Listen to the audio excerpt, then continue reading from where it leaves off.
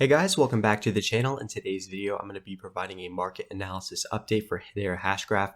We're going to be talking about the fact that we've come back deeper into this longer term range with the support right around 2.8 cents and the resistance right around 5.6 cents.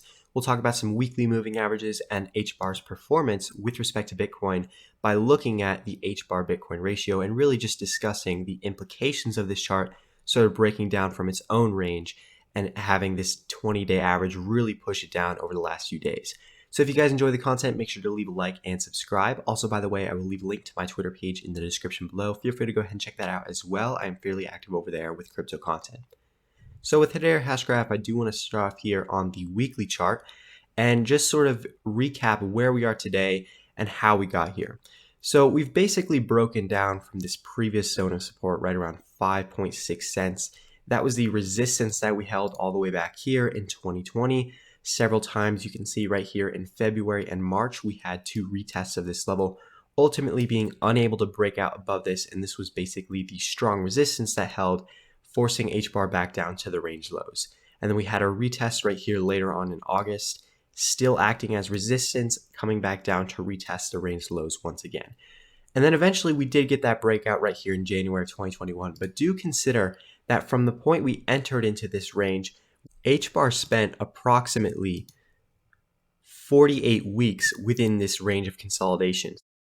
So that time factor of almost 1 year of consolidation really contributes to why these are going to be very strong levels of support and resistance. And we did see that on the way down when we had that first initial retest right here in June.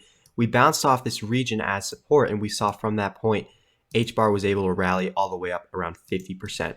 So a pretty sizable move off those lows, and then it came back down to retest it once again in October. Ultimately though, HBAR was unable to hold that, and it started to break down on the week of November 7th with this massive red candle taking it down about 24%. And ever since then, we've really just been entering deeper into this range, and currently we're right around the middle of the range. So at this point, given the amount of selling we've seen, it really wouldn't surprise me if we do see some sort of relief recovery attempt back up higher into the next few months. But ultimately, I would expect us to come back down to these range lows, just given how we're already so deep within this range. And it would make more sense for HBAR to come back down, retest that previous level of support, retest that demand, and see what happens from that point. So into the next few months, we might do something like this where maybe we do get some sort of relief recovery attempt back up higher.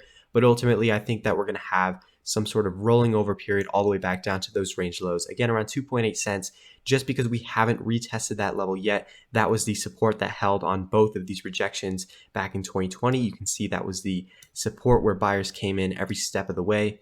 And then eventually that was the last low before going on this massive bull run, kicking us up to new all-time highs.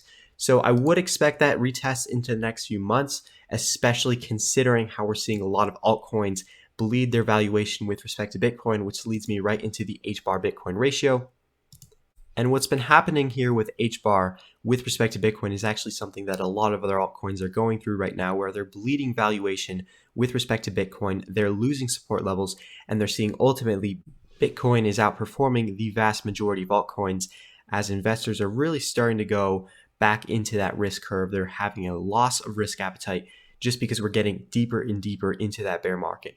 So we saw how with HBAR, it lost these range lows right around 261 Satoshis.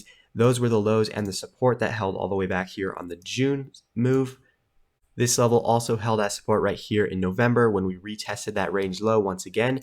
But ultimately, we saw how in December, we started to break down from that range. We lost that level of support, and then we flipped it right into resistance, also coming up to the 20-day average, which has been averaging down and really signifying the new trend that we're no longer consolidating, but instead we're breaking down, we're losing support, and we're heading down lower.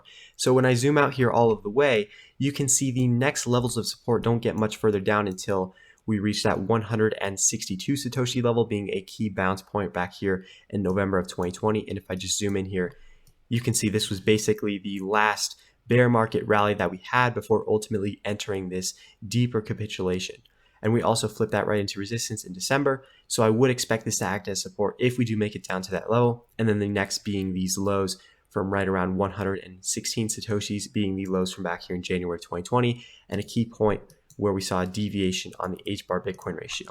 So those are going to be the targets if we do see some more relative weakness in the short term. So maybe if we do have some sort of bounce and flip that level into resistance, we could see a continuation down to those targets into the next few months, as we have seen a lot of other altcoins just bleeding that valuation with respect to Bitcoin, just sort of giving us a preview of what to expect with the altcoin market.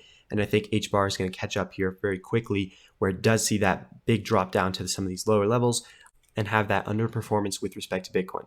So I hope you guys did enjoy the content and the analysis. By the way, make sure to check out my Twitter page. I'll leave a link to that in the description below. As always, I hope you guys enjoyed, and I'll see you in the next one.